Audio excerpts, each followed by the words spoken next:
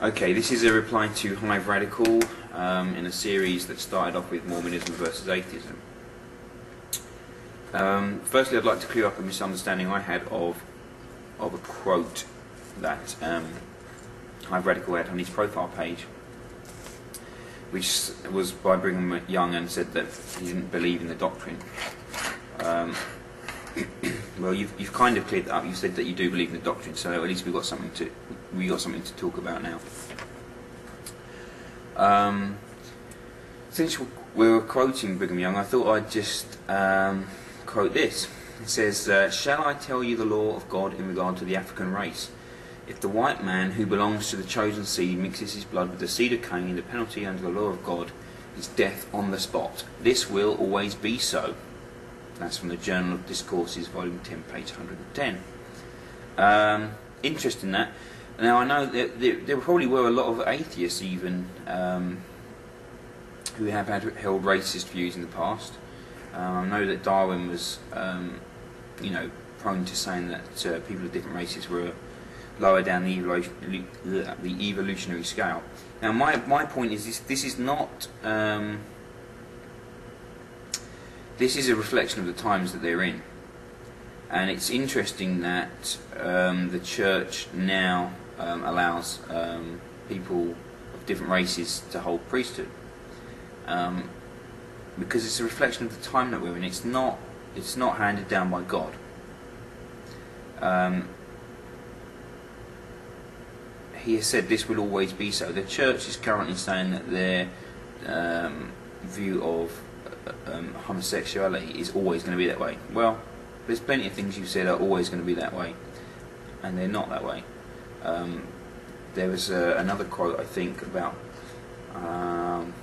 polygamy. "Now, if any of you will deny the plurality of wives and continue to do so, I promise that you will be damned. The only men who became gods, even the sons of God, are those who enter into polygamy." Okay. So, there's some Brigham Young quotes for you to get back to me on. As for the holes in the Book of Mormon that you said have been refuted, yeah, I'd like to know more about that. I'd like to know which archaeologists have any evidence for anything in the Book of Mormon. Are they LDS archaeologists? If they're looking for it, if you're going out with an aim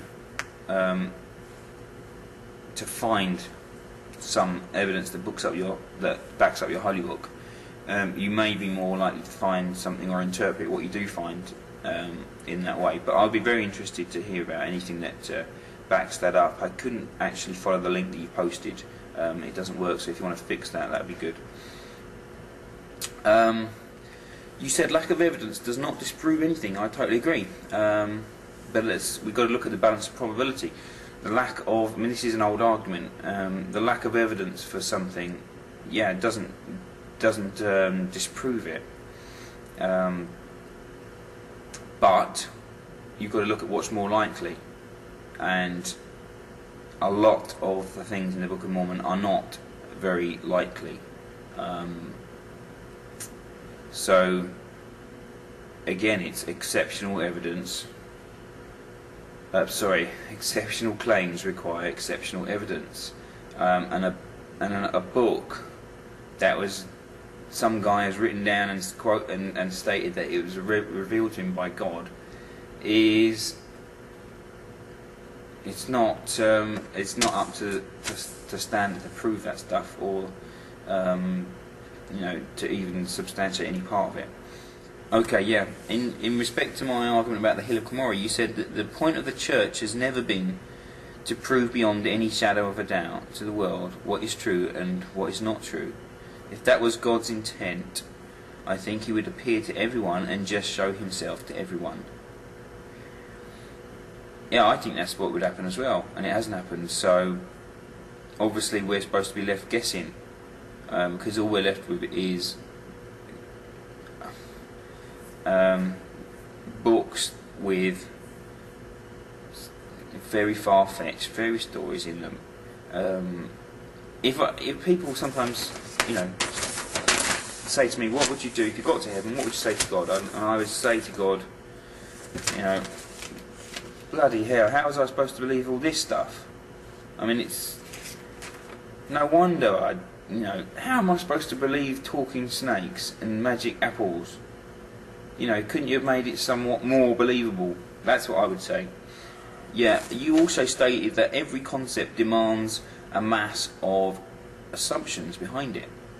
And you were speaking about your experience, you know, in high school mechanics, and you had to examine systems as if they were totally separated from the universe, you know, isolated. Yes, there are massive assumptions made behind lots of things, but assumptions, you know, are there to help simplify and make a better and easier model to understand. So certain assumptions work really well.